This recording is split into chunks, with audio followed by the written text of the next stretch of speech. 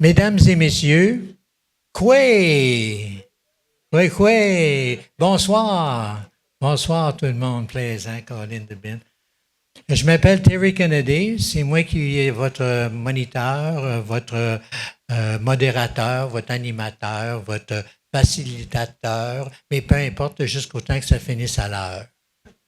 J'ai travaillé très fort sur ce texte-là.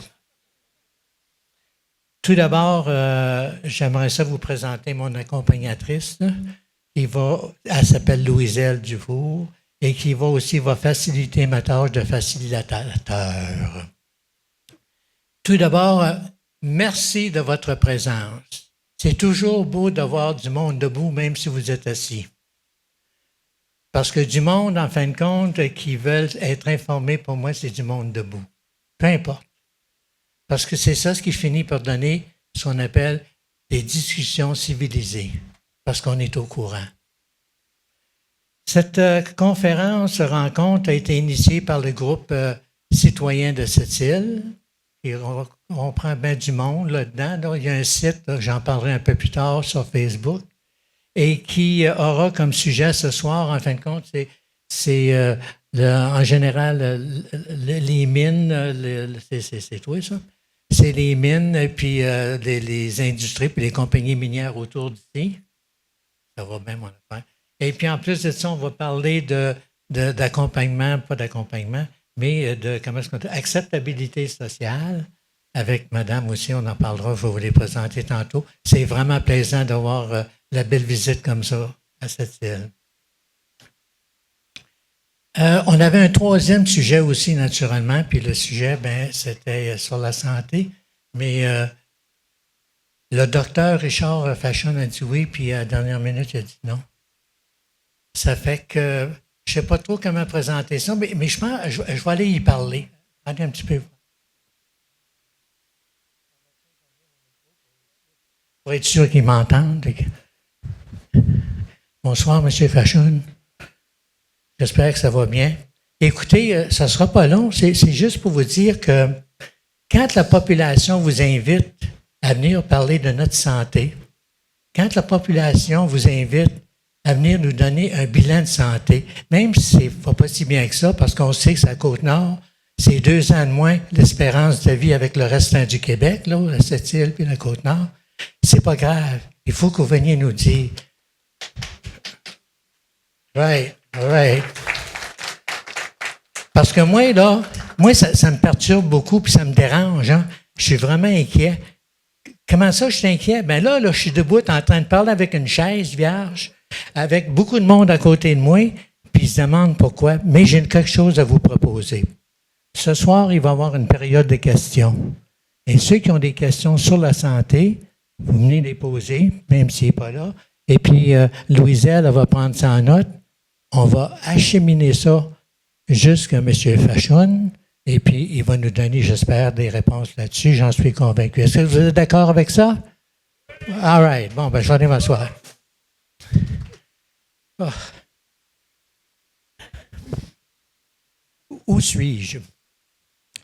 En parlant justement de les réponses de M. Fachon et que on va distribuer les réponses, c'est à travers un site. Le site, il s'appelle le Groupe citoyen de cette île qui est sur Facebook. Présentement, là, des pages sont en train de brûler, c'est tellement hot. C'est vraiment vachement intéressant. Et c'est pertinent, scientifique. Et si vous voulez avoir des informations, soit la LACDEC, soit l'État d'eau, soit les compagnies, soit n'importe quoi, je vous invite à vous abonner à ce site-là. C'est vraiment très intéressant. Puis vous êtes du monde qui semble vouloir avoir ces informations-là. Fini ma publicité. Avant de commencer, j'ai le plaisir de vous dire qu'il y a une fondation qui s'appelle la Fondation Trottier et qui est non gouvernementale et qui est, comment on dit ça, caritative, là, et puis qui donne de l'argent pour un impact positif sur l'éducation, sur les sciences, etc. Et des fois, quand l'argent rentre, puis tu en as besoin, là, ça fait pousser les arbres pas mal, ça. Donc, on a l'honneur et le plaisir d'avoir ce soir avec nous un directeur de la section philanthropie climatique de cette fondation-là, un petit gars de cette île, qui s'appelle M. Dale Marshall. Si vous voudriez venir, M. Dale Marshall, et le voilà. Non.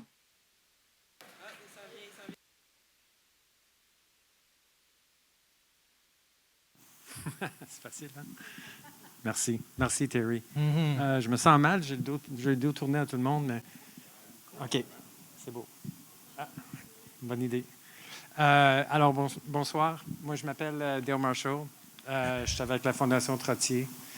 Je suis vraiment content d'être ici ce soir pour participer dans les discussions qu'on va avoir.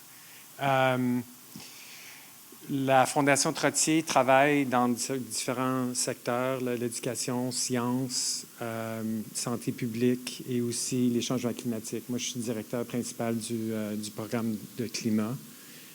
Alors, on s'intéresse beaucoup dans les enjeux qui se passent ce soir, qui vont être discutés ce soir. Je suis natif de cette île aussi.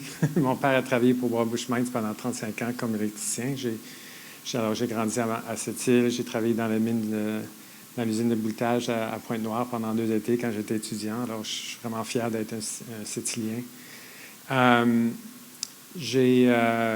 Puis alors, pour ce soir et dans mon travail quotidien, on s'implique beaucoup dans beaucoup des enjeux qu'on va discuter ce soir, comme la protection de l'environnement, les droits autochtones, la participation des citoyens dans les décisions qui sont prises dans leur communauté. Puis aussi, particulièrement, on s'intéresse pour le secteur de fer au Québec, produire un produit, le briquet, pour alimenter les fournaises électriques, pour produire de l'acier vert, de l'acier qui est faible en les émissions de carbone.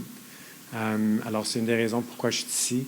Alors, je voudrais me remercier Rodrigue de Mining Watch Canada, le groupe de citoyens qui m'ont invité, le musée aussi, et puis la communauté de cette île qui m'a accueilli ici.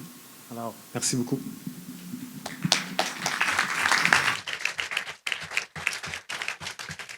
On va commencer immédiatement, s'il vous plaît, en parlant du premier conférencier qui est à ma droite, M. Rodrigue Turgeon, un petit gars de l'Abitibi.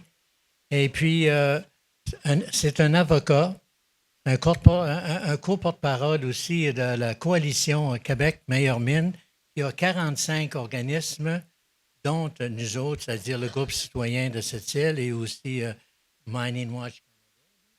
Et puis, il y a beaucoup de travail parce que Mining Watch Canada, c'est comme watch. Ça watch. Hein, ça surveille. Un chien de garde en rapport avec les mines qu'il y a au Canada partout. Et aussi celui-là du Québec. Et donc, sans plus tarder, très heureux d'avoir ce monsieur-là ici avec nous. On l'applaudit, M. Rodrigue, qui est venu nous voir. Turgeon. Merci.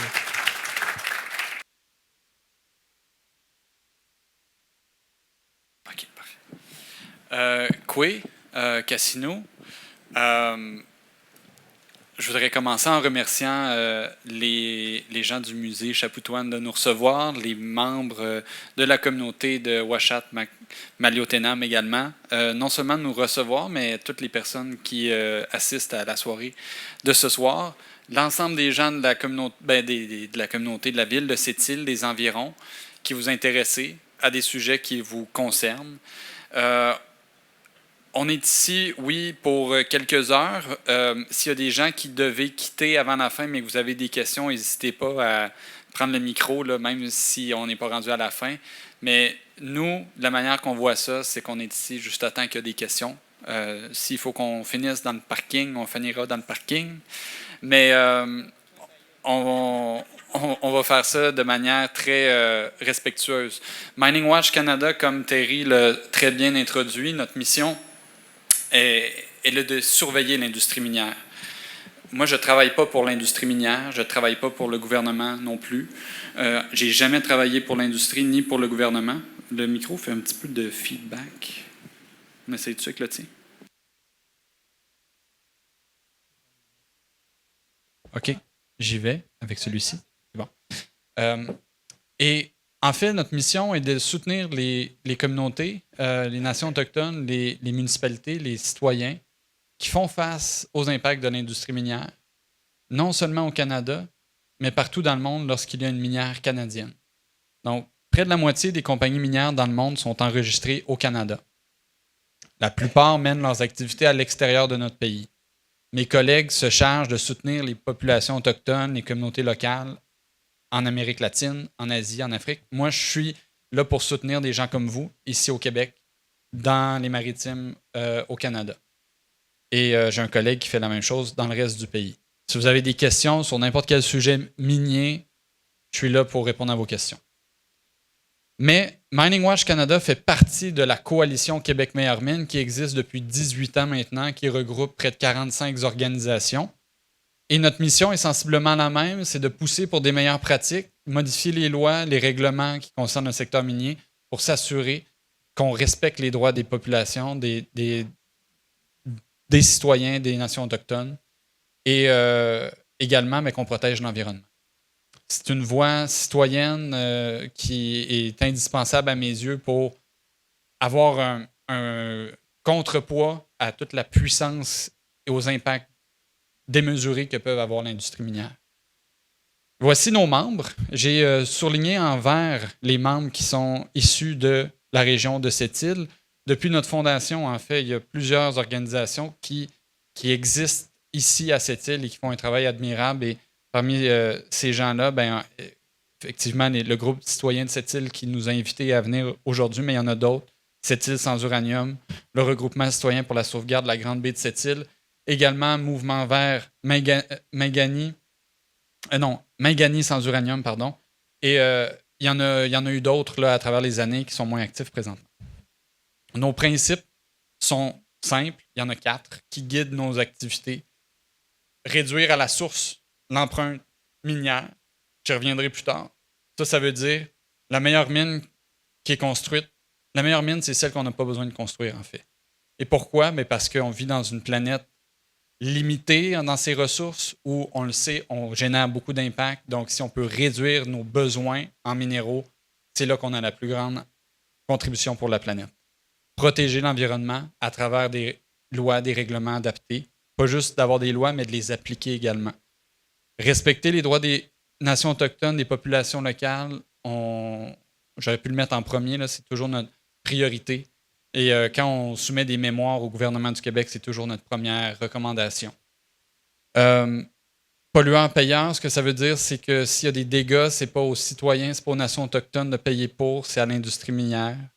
La justice fiscale, ça va dans ce sens-là également. C'est la redistribution aux collectivités des bénéfices le plus possible pour pas que toute la richesse s'en aille à Québec, à Ottawa, mais que vous puissiez diversifier votre économie, vivre dignement, parce que vous, finalement, vous êtes aux premières loges des impacts.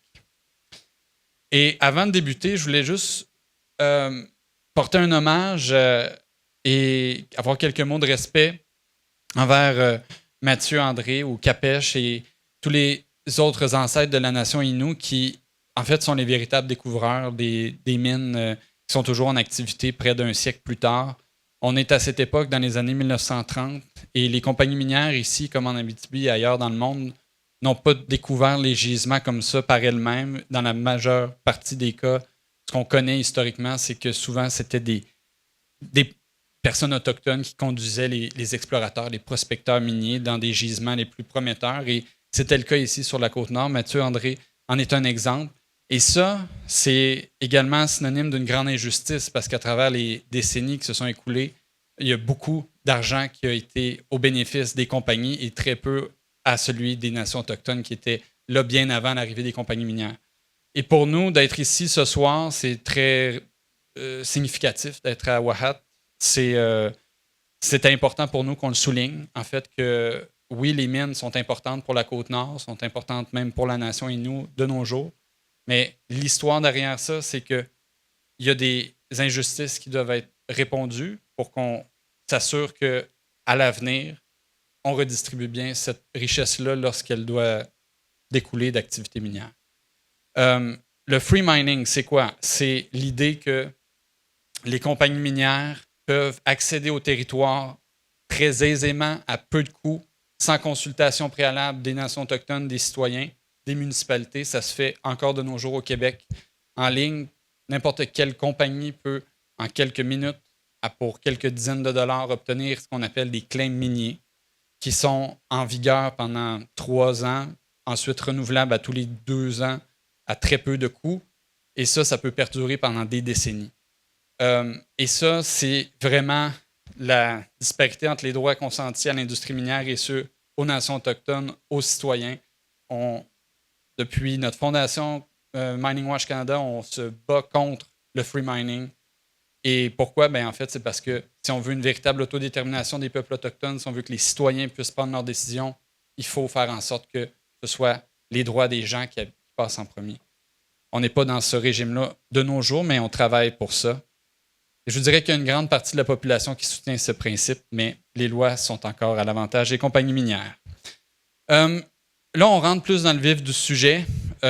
Et ça, c'est une simple illustration. Vous voyez une courbe qui monte de siècle en siècle dans le nombre de minéraux différents que l'humanité s'est approvisionnée pour ses besoins. Et ça, pourquoi on l'évoque au début de notre présentation, c'est parce que, juste pour se rappeler que l'humanité n'a pas toujours eu besoin de terres rares, de graphite, de nickel. C'est des applications récentes qui sont très importantes pour plusieurs, mais qui ne sont pas indispensables à l'humanité.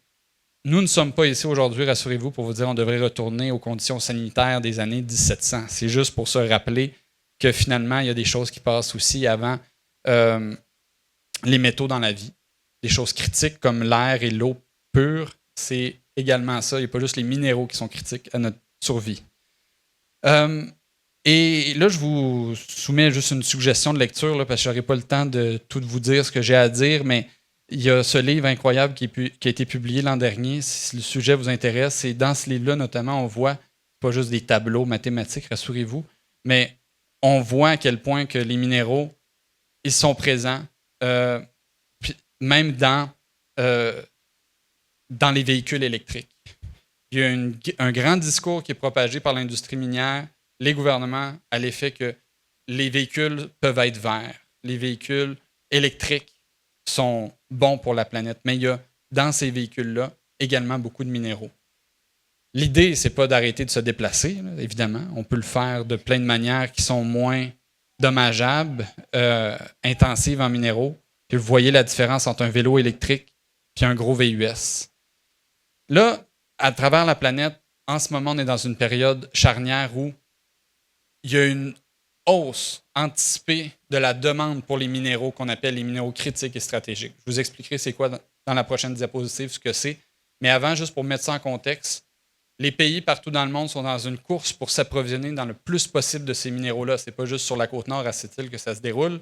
Et là, dans la portion gauche de l'écran, vous voyez l'augmentation de la demande, c'est-à-dire le nombre, peut-être, on pourrait dire le nombre de mines attendues de différents éléments.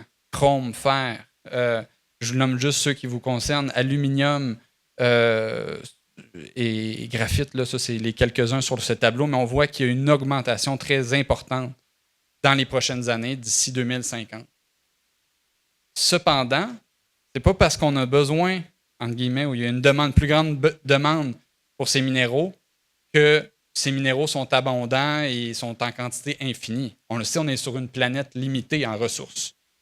Et ce qu'on observe, c'est qu'en fait, les gisements s'épuisent. Les gisements les plus concentrés ont déjà été extraits. Et là, à mesure qu'on s'enfonce dans ce régime-là de toujours exploiter davantage, on génère quoi?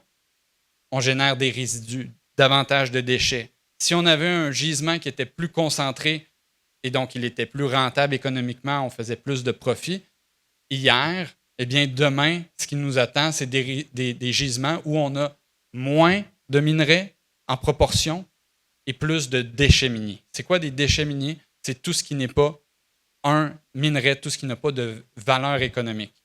Et ces résidus-là, ça peut être des contaminants, des métaux lourds qui étaient enfouis sous la surface, loin de l'air, loin du sol, loin de l'eau. Et là, qu'on remonte à la surface, qui peuvent se répandre dans l'environnement sous forme de résidus, de poussière. Et Et le petit tableau que vous voyez très peu, là, qui est pixelisé, ça indique le ratio entre la substance qu'on recherche, que ce soit du fer, lithium, cuivre, or, et le nombre de tonnes de déchets miniers qu'on produit. Le plus sidérant, c'est l'or. Là, moi, j'habite à Val-d'Or, je suis en Abitibi, puis pour 1 tonne d'or, on génère 1 million de tonnes de déchets miniers. Okay? Le ratio est sidérant. Là, okay? Ceux qui sont allés à Malartic, l'immense trou qu'on a creusé, plus profond qu'on pourrait mettre la tour Eiffel à l'intérieur, ce qui est ressorti de ça après une dizaine d'années d'exploitation, c'est l'équivalent d'un véhicule, un gros véhicule de transport. Là. Mais c'est ça en or qu'on a extrait. Le reste, c'est des déchets miniers.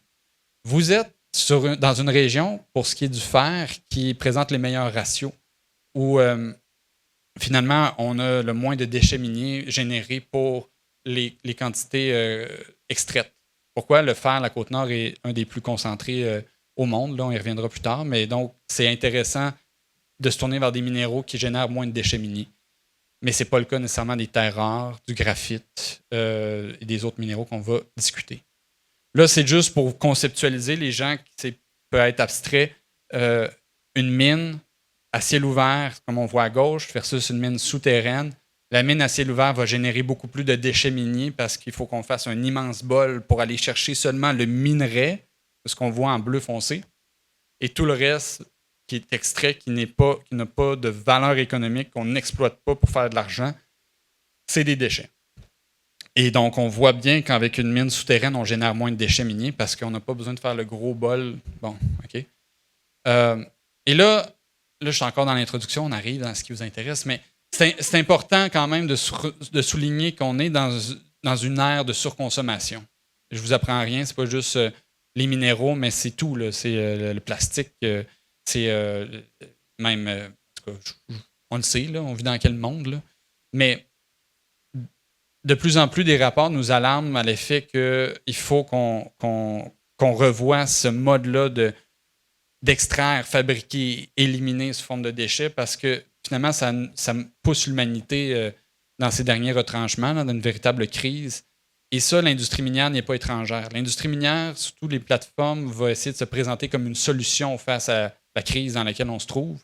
Mais il faut se rappeler qu'elle est à la racine même de ce concept d'extraire, fabriquer des cossins ou des éléments très importants de notre vie, des hôpitaux, des écoles, des appareils médicaux qu'on a besoin, effectivement, mais qui, quand même, ont un très gros impact sur l'environnement.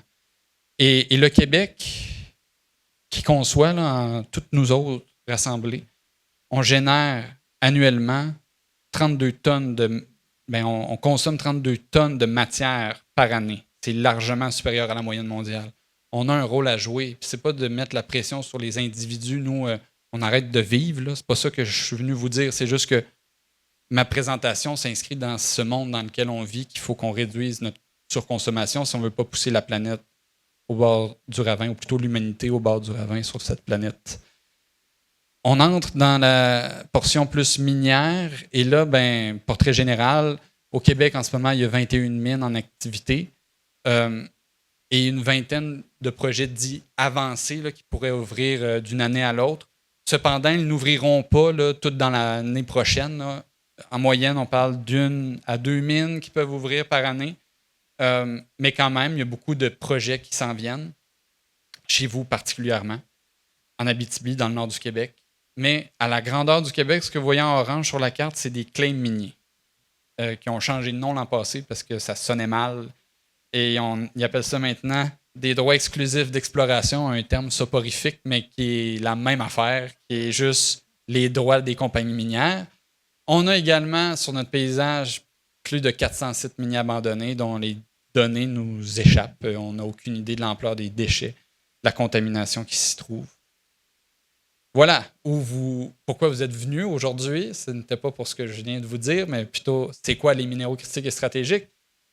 Je vous ramène à la définition littérale qui est inscrite dans le plan québécois de la valorisation des minéraux critiques et stratégiques publié il y a 5 ans déjà, qui n'a pas changé depuis. Il y a 2 définitions. Je vous les lis là, juste pour que vous voyez là, à quel point il n'est pas écrit ces minéraux vont sauver la planète. Okay? Ce qu'on voit plutôt, là, en résumé, c'est que ces minéraux-là ont un attrait économique. C'est ça, les minéraux critiques. Je commence avec les minéraux critiques, justement. Ceux qui revêtent aujourd'hui une importance économique, qui est marqué, pour des secteurs clés de notre économie, 2 fois plutôt qu'une, qui présentent un risque élevé en matière d'approvisionnement économique et qui n'ont pas de substitut offert commercialement économiquement. Donc, 4 fois plutôt qu'une, ils l'ont dit, il n'y a aucune mention de l'environnement dans cette définition. Pour la question des minéraux stratégiques, les substances minérales nécessaires à la mise en œuvre de différentes politiques du Québec. Très vaste. Regardez les politiques adoptées par le gouvernement du Québec, il y en a plusieurs, mais elles ne sont pas toutes en question en rapport avec l'environnement. Ce qui nous amène à finalement s'éveiller à la possibilité que des compagnies minières, le gouvernement du Québec, n'importe qui, moi, d'autres, vous présentent des projets comme étant verts, comme étant propres, responsables, mais sans justification. Et là, les minéraux critiques, c'est une porte ouverte pour ça. Ça a vraiment été, depuis 5 ans, finalement, un champ de récupération pour n'importe quel discours là, qui venait justifier des nouveaux projets miniers parce que c'était, selon les promoteurs, bon pour l'environnement. Et je vous en ai cité quelques-uns. Là. Le premier que j'ai vu tout à l'heure en arrivant ici dans votre ville, mine de rien, les minéraux et les métaux aident à créer un avenir plus vert. Ça, une phrase vague comme ça peut constituer de l'éco-blanchiment. C'est quoi l'éco-blanchiment? Selon la loi, ou même tel que nous le rapporte le Centre québécois du droit de l'environnement, c'est quand une déclaration d'une caractéristique relative à l'environnement destinée au public, les consommateurs, est fausse ou trompeuse. C'est quand même grave ce que je dis. Être fausse ou trompeuse, là, on parle de contraire à la vérité, là, carrément.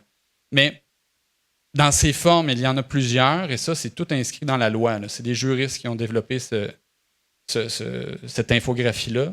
Vous avez la référence au bas de la page.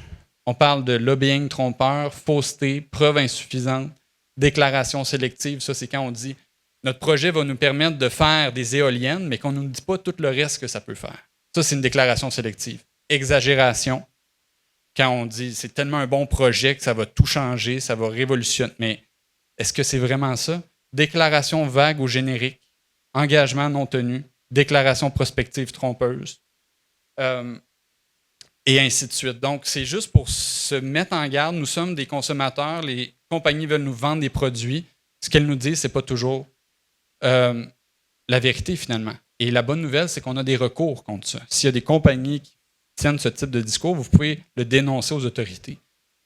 Ces compagnies-là peuvent éventuellement payer des amendes lorsqu'il y a des enquêtes qui mènent au même constat qu'on fait. Et là, pour ce qui est des minéraux critiques et stratégiques au Québec, je vous en ai parlé, la première liste a été dévoilée en 2020, une vingtaine d'éléments. D'éléments, en fait, de substances minérales. Et l'an dernier, on en a ajouté 6 autres. Donc, 26 substances minérales. Entre vous et moi, quand je regarde cette liste-là, ce que je vois surtout, c'est qu'est-ce qu'il n'y a pas là-dedans. Parce qu'au Québec, ce qu'on exploite, là, bon an, mal an, puis qui n'est pas sur cette liste-là, il y a pas mal juste l'or puis l'argent.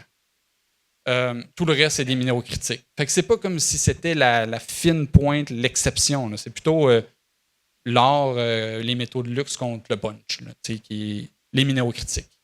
Les minéraux critiques, c'est pas juste une liste, c'est aussi des programmes de subvention. Quand tu es un minéraux critique, la compagnie peut avoir des subventions, de l'argent public pour développer ses projets.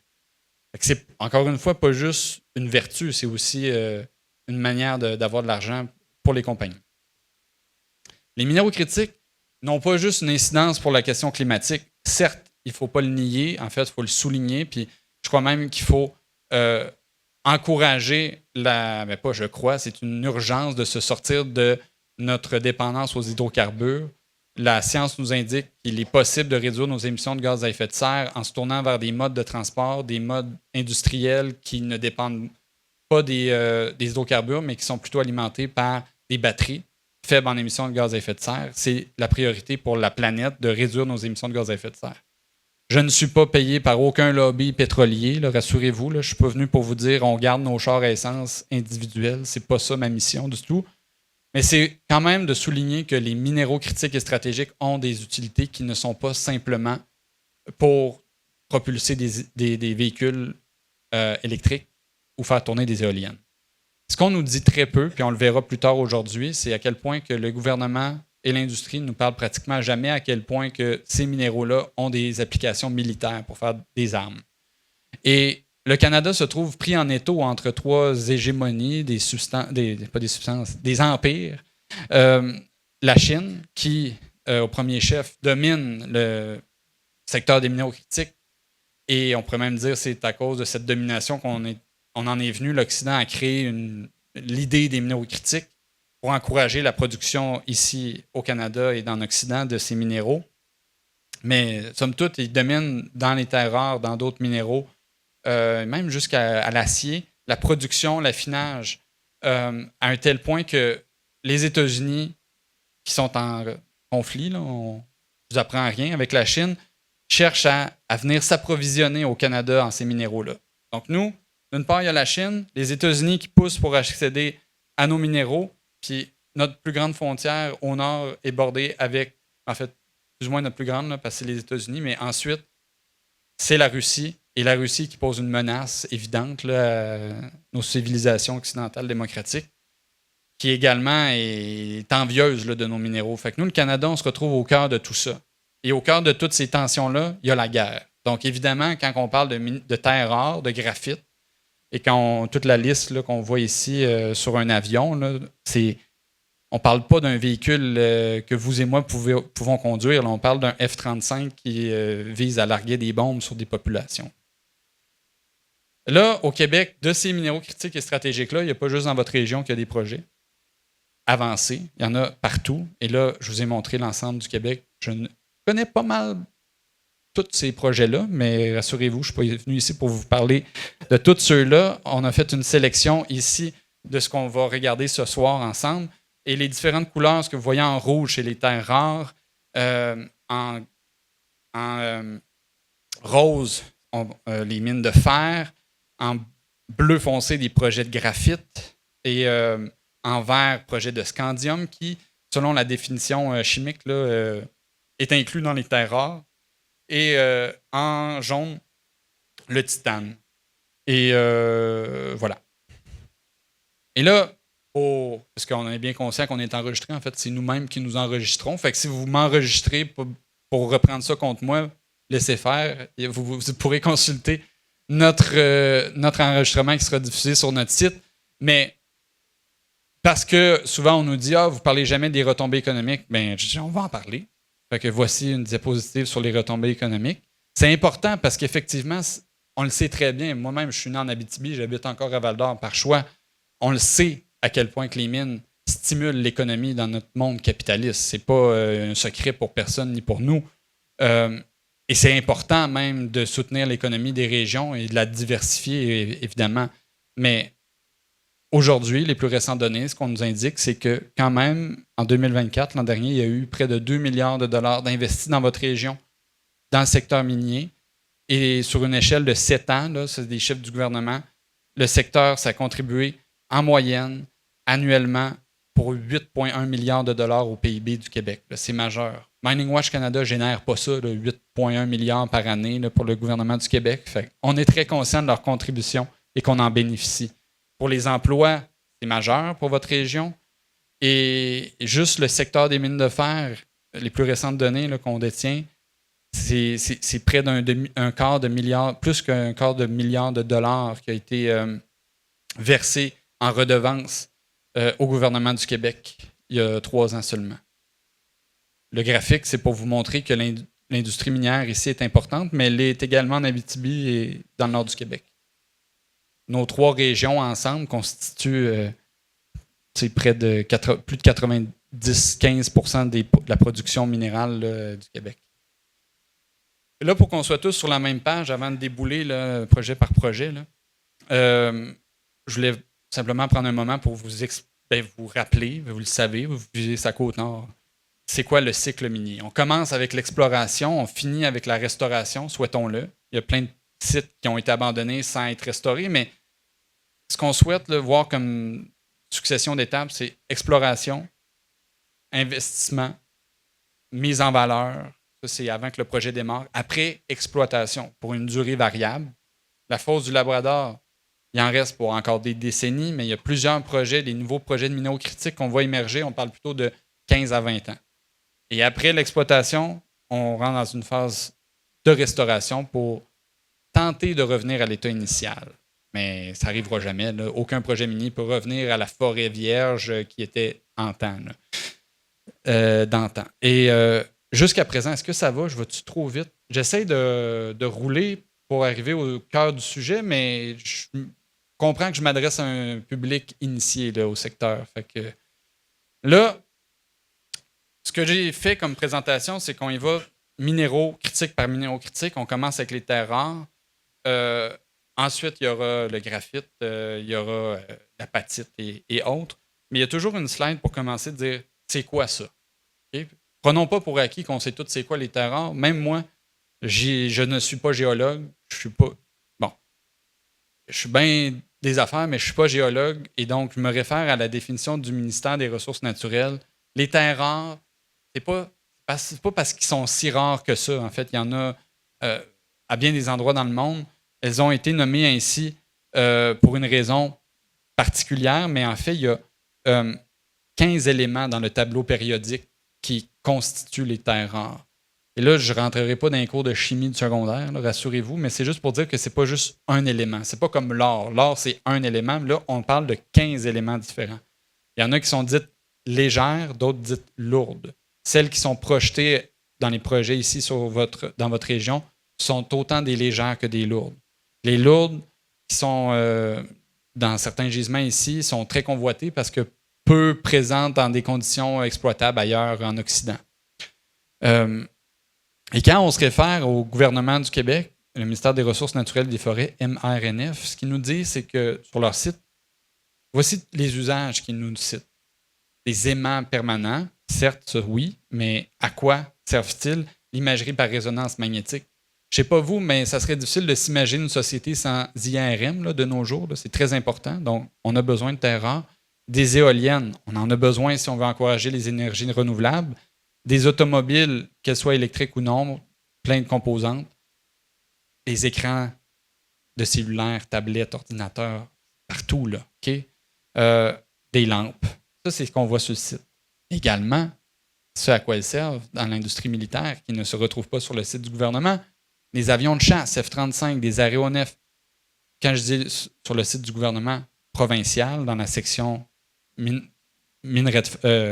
terres rares, mais ça, ce que je vous cite, je l'ai trouvé sur le site du gouvernement fédéral, où on parle de tout ça, des chars d'assaut, des bombes guidées, des munitions à guidage de précision, des moteurs, des radars militaires. Et pour vous mettre en perspective, là, un F-35, les avions de chasse commandés par le gouvernement du Canada aux États-Unis, contiennent environ 920 livres d'éléments de terre rares. Et on en a acheté 88 nouveaux qui sont en commande, l'équivalent en poids de 7 éléphants. C'est majeur quand même.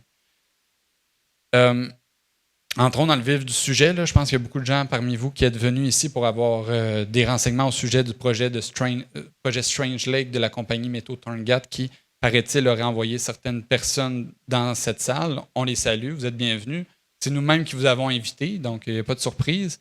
On est ici, nous, comme je le répétais, pas de manière hostile. On participe à tout leur processus d'évaluation fédérale, provinciale. Ils ne vont rien apprendre de ce que je vous dis parce qu'on leur a déjà envoyé nos commentaires. Ils les ont analysés. Et si vous êtes intéressé à voir nos commentaires, on vous a mis un code QR que vous pouvez scanner. La présentation sera disponible avec tous les liens. Elle est déjà disponible sur notre site web.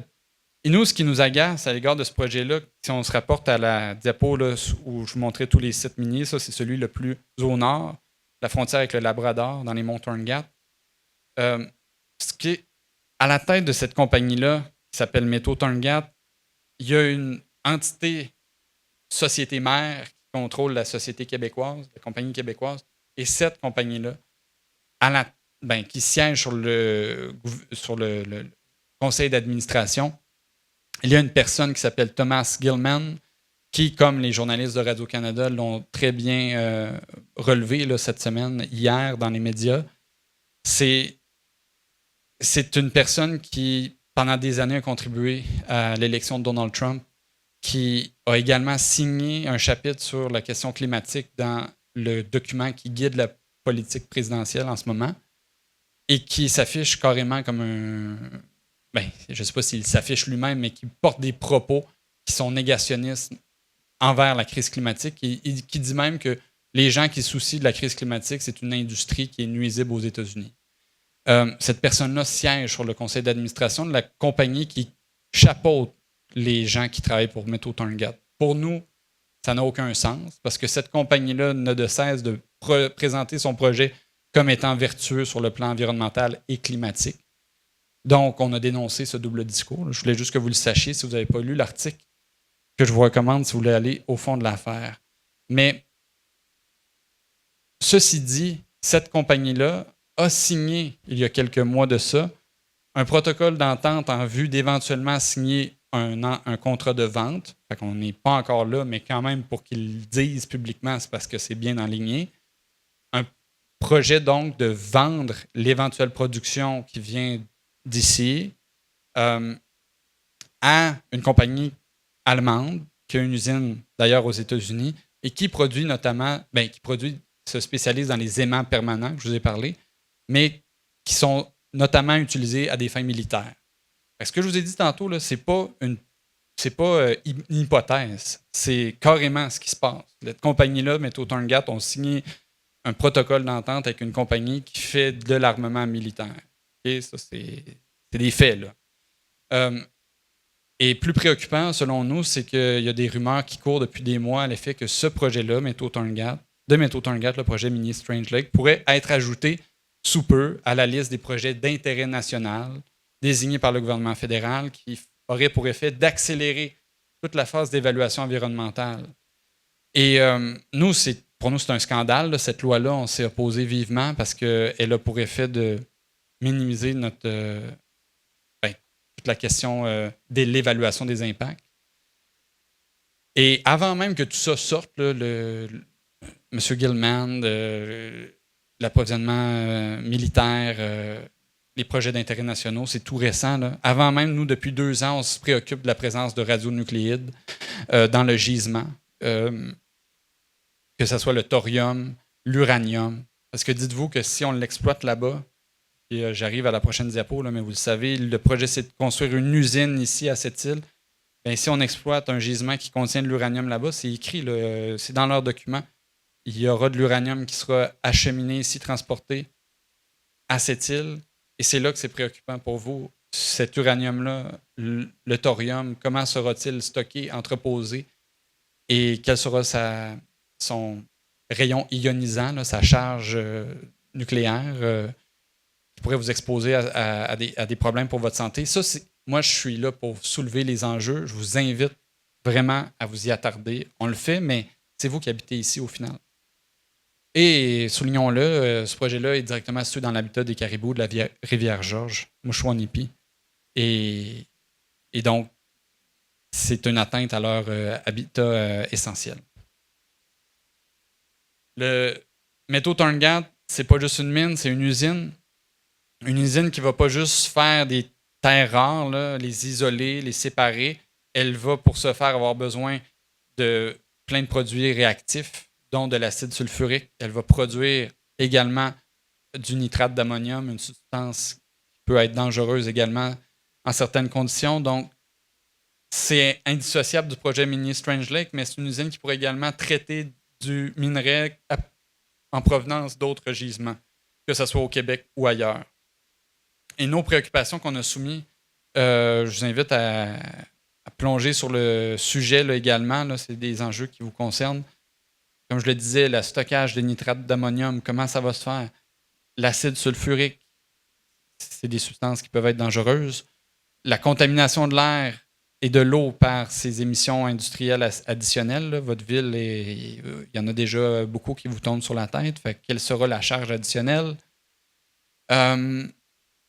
la pression sur les logements, les services sociaux, d'avoir des nouveaux travailleurs qui viennent, c'est pas juste comme une panacée. Là. Vous devez accueillir tous ces gens-là. Quel sera l'impact social? Et bon, la question de la gestion des résidus miniers radioactifs est au cœur de notre préoccupation. Ce projet serait situé près d'une réserve naturelle, la plaine Cherkley, que vous connaissez mieux que moi, mais qui abrite des espèces animales végétales importantes. Ça, c'est pour les terres rares. Je ne pourrai pas aller plus en détail dans ma présentation, mais si vous avez des questions, ça me fera plaisir d'y répondre. Le graphite, on va aller plus rapidement, les autres aussi, là, je vous rassure, mais je sais bien que les gens s'intéressaient à Métaux Torngat, fait qu'on a pris le temps. Le graphite, vous voyez un petit peu comment c'est fait, je n'irai pas ligne par ligne, mais le gouvernement du Québec nous vante plein de vertus, mais ce qu'on ne nous dit pas, c'est à quel point que c'est également utile à des fins militaires, des armes, des sous-marins, les batteries, pas juste de véhicules électriques, mais également d'engins militaires. Et ça va à un tel point que le département de la défense des États-Unis, qui est comme qui a même changé de nom pour le département de la guerre là, par Donald Trump il y a quelques semaines, cette branche-là, le Pentagone des États-Unis, qui chapeaute la guerre là, de la première puissance mondiale, a investi au Québec dans un projet de graphite qui s'appelle le Myco-Métal. On y reviendra parce que c'est un exemple très intéressant, mais ça va jusque-là, l'appétit du gouvernement américain pour nos gisements. Et par chez vous, sur la Nitassinan, sur la Côte-Nord, il y a 2 projets qui retiennent notre attention. Le projet Carhill Lake de Metals Australia Limited, qui est au stade d'exploration, comme l'autre le projet Watnan du lac Guéret de Nouveau Monde Graphite. 2 projets au stade d'exploration qui ont des dimensions différentes. Là, celui du lac Guéret est près de 5 fois plus important en production que celui du lac Carhill. Et ces projets-là ont des durées de vie, comme je vous disais, là, on ne parle pas de 100 ans, là, c'est 15 à 25 ans. Ils sont au stade de l'exploration des premières études de préfaisabilité économique, mais je vous invite à vous y intéresser. On a publié un rapport cette année tout récent, là, vous le voyez, le code QR vous permet d'y accéder sur les impacts de l'exploration du graphite sur l'eau. C'était en lien avec la même compagnie, Nouveau Monde Graphite, qui a un projet dans la Nodière, près de Montréal. Et donc, c'est simplement pour souligner que nos observations nous mènent à conclure que l'exploration de minéraux critiques peut avoir des impacts sur l'eau. Voilà pour ce qui est du graphite. L'apatite.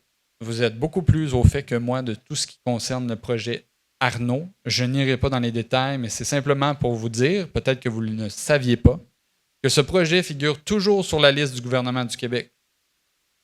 Je vous ai mis le lien là, si vous voulez vous en assurer. Cette liste-là s'appelle « Des projets en abondance, un potentiel immense » et ce projet est un projet minier de mise en valeur. Donc, le gouvernement veut que ce projet-là aille de l'avant, malgré tout ce que vous avez pu faire pour l'en convaincre du contraire. Et c'est un projet qui, selon les évaluations menées au BAP, là, qui n'est pas acceptable dans sa forme actuelle, dans sa forme d'il y a 12 ans. A-t-il vraiment changé depuis? On notait, le président du BAP, ce n'est pas nos mots, là, c'est les siens. Absence de consensus social, polarisation de la population, vous le savez mieux que moi. Il y aurait des importantes retombées économiques, mais le marché est incertain. C'est la raison pour laquelle il ne va pas de l'avant. Cependant, pour la santé, puisqu'on voulait parler de santé, M. Fachoun, le manganèse, qu'en pensez-vous? Et les PM 2.5? Non, mais je rigole, mais c'était des préoccupations majeures pour la santé à l'époque et ça le serait tout autant si le projet renaissait de ses cendres.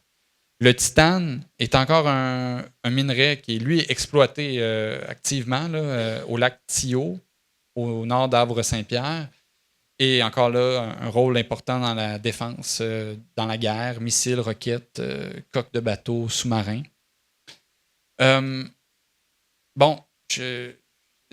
Leur littérature est abondante là, sur tous les bienfaits économiques et on pourra très bien s'y référer là, sur leur site, mais il fallait quand même souligner que, encore une fois, un minerai critique dans votre région n'est pas juste synonyme de bienfaits environnementaux. Cette compagnie-là, Rio Tinto, a été condamnée cette année à payer 2 millions de dollars en lien pour sa culpabilité avec 8 chefs d'accusation pour des infractions à des lois, des règlements environnementaux qui se sont échelonnés sur des mois, là, une demi-année, février à août, là, il y a 2 ans de ça.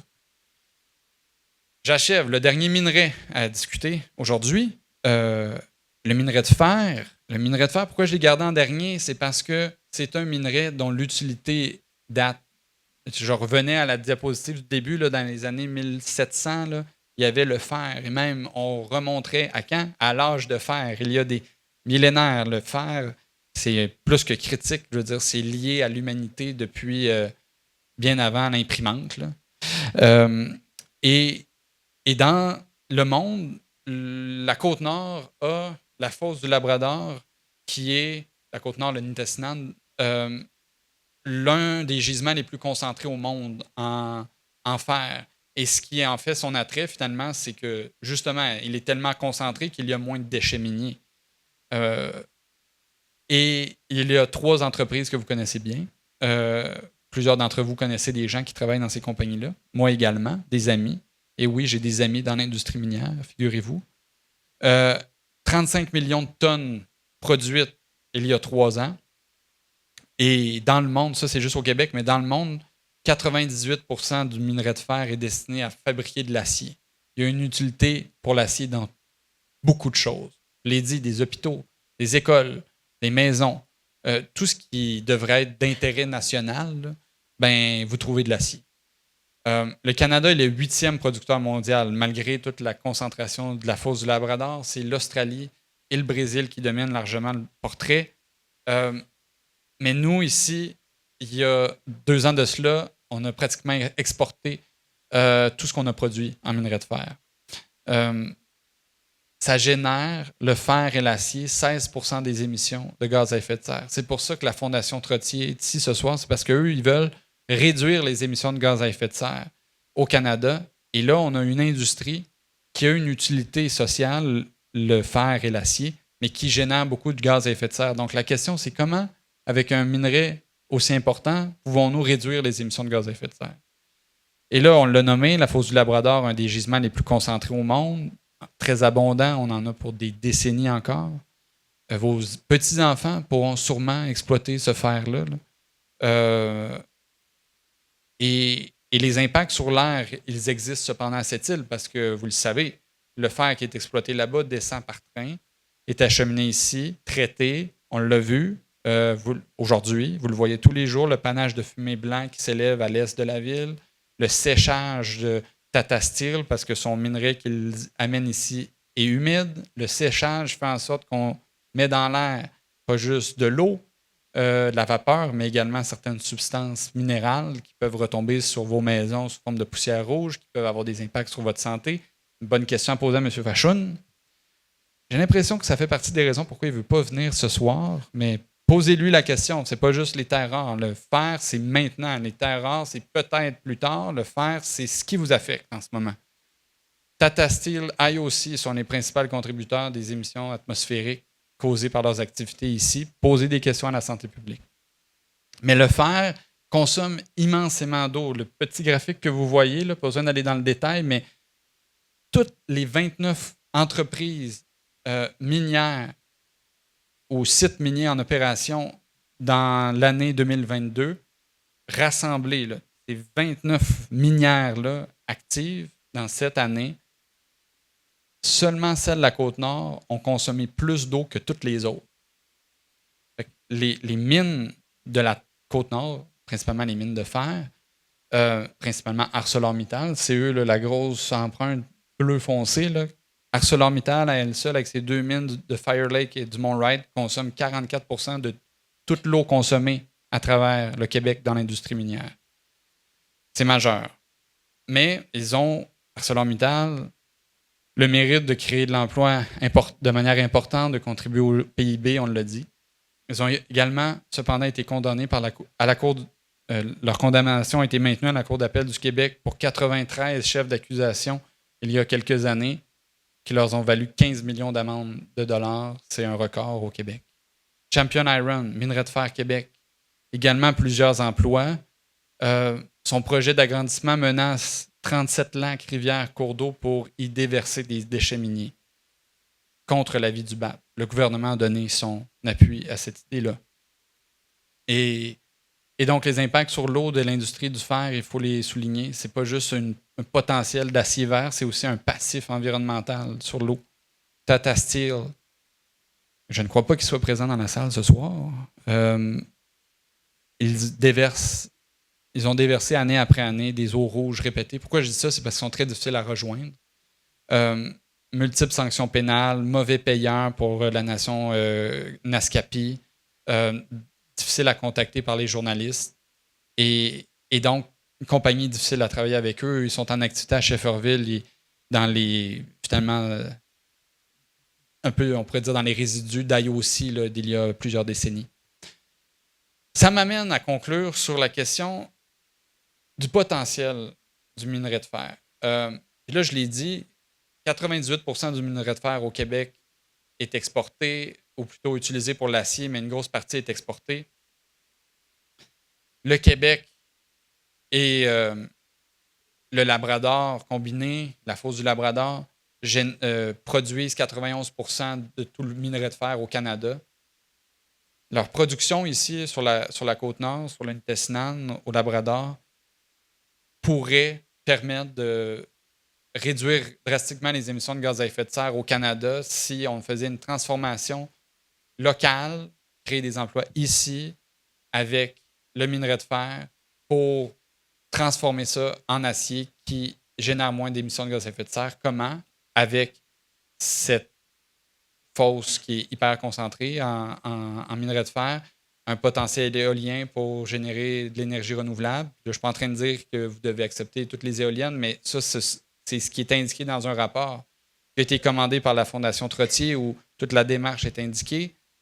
Mais vous avez des infrastructures de transport, trains, main-d'œuvre qualifiée, et la population au Québec souhaite la carboneutralité. Et ça, c'est des conditions propices pour aboutir à une transformation du fer qui pourrait mener à de l'acier qui réduit la consommation, finalement la génération d'émissions de gaz à effet de serre. Vous l'aurez deviné, je ne suis pas un promoteur minier. Je ne suis pas ici pour vous dire pour ouvrir toutes les mines qui restent pour faire de l'acier vert. Je vais juste vous dire que ça existe. La population de cette île, les Inuits, vous n'avez pas juste devant vous les terres rares ou rien. Là. Je vous apprends rien. Vous savez c'est quoi le fer briqueté à chaud, l'acier vert, le fer vert. Vous avez déjà entendu ça. On parle d'un potentiel de 14 000 emplois. Mais il y a des défis.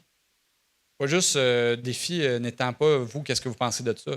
Encore une fois, je vous dis juste ce qui se passe. Je ne suis pas en train de pousser pour ça plus que pour autre chose. Je vais juste vous dire ça existe. Puis moi, je ne voulais pas venir ce soir vous parler juste des terres rares parce qu'on sait que ça aussi, ça s'en vient. Il y a des impacts sur le minerai de fer, je vous l'ai dit. Mais il y a d'autres défis si même la population, vous souhaitiez que ça voie le jour. Les tarifs américains sur l'acier. Les États-Unis vont tout faire pour garder l'acier en production chez eux. Il n'y a pas juste le secteur du minerai de fer, de l'acier qui demande beaucoup d'énergie. Il y a toutes les autres mines qu'on parle. Strange Lake, dans leur étude d'impact que j'ai relue, leur description de projet préalable à l'étude d'impact, l'étude d'impact n'est pas dévoilée, mais ils le disent eux-mêmes, notre projet pourra être gagnant pour le climat si on peut avoir l'énergie renouvelable d'Hydro-Québec. Ce n'est pas juste l'acier qui demande de l'énergie renouvelable, c'est toutes les autres mines. Puis, plusieurs compagnies qui tardent à adopter des plans de transition, dont celles que vous connaissez ici sur la Côte-Nord. Alors, c'est pas gagné, mais quand même, on voit que ça se fait ailleurs dans le monde. La Suède, je crois, pas me tromper en disant que les Inuits, vous partagez beaucoup d'accointance ou une proximité à l'égard de vos des peuples autochtones de la Côte-Nord, les Samis. Eh bien, là-bas, ça se fait de l'acier dit vert. Et vous voyez la similitude entre la géographie de la Suède reproduite sur celle du Québec. Stockholm se situerait la capitale de la Suède, pas mal où on a Québec en ce moment. Et leurs mines sont très dans le nord, là, pareil comme ici. Fait ça se fait ailleurs. Là. La Suède est une précurseur dans l'acier d'hiver, le fer d'hiver. Pas d'hiver dans le sens de l'hiver, ni d'hiver comme diversifié, là, mais dit, entre guillemets, vert. Bon. Et ici, ou plutôt au nord, jusqu'ici, potentiel éolien important, c'est ce qui est indiqué là, dans le truc en rouge. Fait que, dites-vous bien, il y a un endroit au monde qui peut être potentiellement intéressant pour les compagnies qui veulent faire de l'acier vert. En ce moment, au Canada, dans l'Amérique du Nord, c'est chez vous. Fait il y a ça aussi qui s'en vient. Et là, les bénéfices économiques de transformer le minerai de fer, c'est pas un secret, là, je vous invente rien. Là. On a toujours été, depuis la colonisation, la conquête, l'invasion, appelez ça comme vous voulez, là, des Européens. Le Canada, l'idée, c'était on exploite des fourrures, on les amène en Europe pour les transformer en chapeau de poêle. Après ça, c'est on a des mines de cuivre, on exploite ça, on envoie ça en Europe pour faire des casseroles, puis on les rachète ici après. Ben là, c'est ça qui se passe avec le fer en ce moment.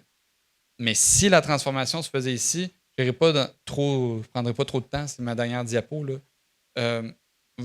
Les gains de retombées pour la population locale, c'est tout ce qui vous échappe, en fait, c'est ce qui est en gris, là. Vous, ce que vous faites comme retombée, là, c'est dans le graphique de gauche, là, c'est ce qui est en bleu.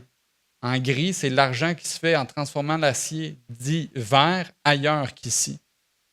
Fait que le potentiel de gain économique est vraiment marqué, là. Et donc, ça pose la question, si on faisait ça, aurait-tu besoin d'ouvrir toutes les autres mines qui veulent qu'on ouvre? Alors, qu'est-ce qu'on fait si on veut faire face à tout ça? Parce que c'est majeur. Moi, je suis renversé là, par votre résilience, mais pas juste la résilience. On aime nos régions, on aime ça vivre ici, on ne veut pas quitter, on voudrait vivre sainement, mais pour y arriver, il faut qu'on se mobilise. Mais nous, qu'est-ce qu'on fait? On est là pour vous soutenir. Vous ferez ce que vous voudrez, vous aurez toujours mon respect. Comme mes amis en Abitibi l'ont, mes cousins qui travaillent dans les mines, mon père qui travaille dans le domaine de la santé, on vit ensemble. Mais si on veut faire changer les choses, on peut le faire. Comment on le fait dans le secteur minier? Quand on veut protéger le territoire, quand on veut protéger la santé publique, bien, on s'informe. Vous le faites ce soir. Continuez de le faire. Partagez l'information. Participez aux évaluations environnementales qui s'en viennent. Soumettez vos commentaires. Organisez-vous. Fondez des regroupements, des coalitions. Je ne vous dis pas travailler avec la coalition Québec-Mermine. Faites ce que vous voulez. C'est ça le mot. Établissez des liens respectueux avec les peuples autochtones et travaillez en collaboration ensemble pour vous assurer que vos intérêts soient défendus. Mettez de la pression. Les politiciens, ça marche à pression. Si ça ne marche pas sur votre bord, c'est parce qu'on n'en met peut-être pas assez sur votre bord. L'industrie minière en met en masse. Gênez-vous pas. On est en élection municipale, c'est le temps. Il n'y a rien de trop. C'est jamais trop tard en démocratie. Ce qui est trop tard en démocratie, c'est le totalitarisme. C'est quand il y a des gouvernements qui sont élus, puis finalement, ça devient une dictature. C'est là qu'il est trop tard. Il n'est pas trop tard. Vous pouvez agir. Vous n'êtes pas d'une dictature à cette île, mais la pression est immense. Je le sais. Je le sais. C'est fou, là. J'ai grandi en Abitibi, là. Je comprends la game. Mais on a développé un guide citoyen qui vise à donner des outils plus dans le détail. Là, la référence s'en vient. Puis, je voulais quand même vous laisser sur une note positive. Là. C'est assez accablant, là, tous ces défis auxquels on fait face. Mais rappelez-vous qu'il n'y a pas une mine qui ouvre du jour au lendemain. Là. Vous avez du temps devant vous pour vous organiser. Puis, à travers juste l'année qui vient de passer, 5 victoires majeures. Un gain en cours supérieure contre Glencore et le gouvernement du Québec à Rouyn-Noranda pour défendre la population face aux rejets toxiques qu'ils ont, un recours collectif duquel vous pourriez vous inspirer. Wow! Au mois d'août, il y a 2 mois, un référendum consultatif. La population de 6 municipalités a été consultée pour finalement voter pour ou contre un projet minier financé par le Pentagone des États-Unis, le projet que je vous ai parlé tout à l'heure. 95% des gens ont dit non. Résultat similaire à ce que vous aviez dans le temps avec Ménarneau. La CPTAQ, dans la même année, la Commission de protection du territoire agricole a refusé un autre projet de graphite à Grenville-sur-la-Rouge parce qu'elle menaçait une industrie acéricole, pas de l'acier, mais plutôt du sirop d'érable. Et donc, c'est possible, les tribunaux protègent l'environnement face aux compagnies minières. Le BAP, Bureau d'audience publique sur l'environnement, cette année, a recommandé de ne pas autoriser un projet minier à Rouyn-Noranda, un projet de cuivre, nickel, zinc et or, mais quand même, un projet que la compagnie présentait comme critique et stratégique. Le BAP a dit « vous ne devriez pas l'autoriser ». Ça se peut, là. Ça se peut que ça se passe ici, à cette île aussi, si vous vous mobilisez. Puis on a réussi à pousser, le gouvernement a modifié la loi sur les mines pour apporter des gains. Pas juste des gains, pas assez de gains, mais quand même. On peut changer les choses quand on se mobilise. Puis là, ce sont les ressources. Le guide citoyen, c'est tout ce que je viens de vous dire, gratuitement, en ligne, imprimé. On peut vous en envoyer des caisses si vous voulez. Et ça, c'est juste pour vous donner des idées comment on se mobilise face à l'industrie minière. Chinach Kumitnao, merci. Je suis facile à rejoindre et je charge pas cher. Je charge pas tout, en fait. C'est ça la beauté. Sauf peut-être pour la Fondation Trottier, là, mais c'est de bonne guerre. On travaille ensemble comme ça. Et même pour eux, on ne charge pas si cher que ça. Voici nos crédits photos puis nos références. Fait que, comme vous voyez, on ne dit pas n'importe quoi. Merci pour votre temps. C'était long, mais vous êtes venus pour ça. Fait que je me sens pas mal. À vous la POC.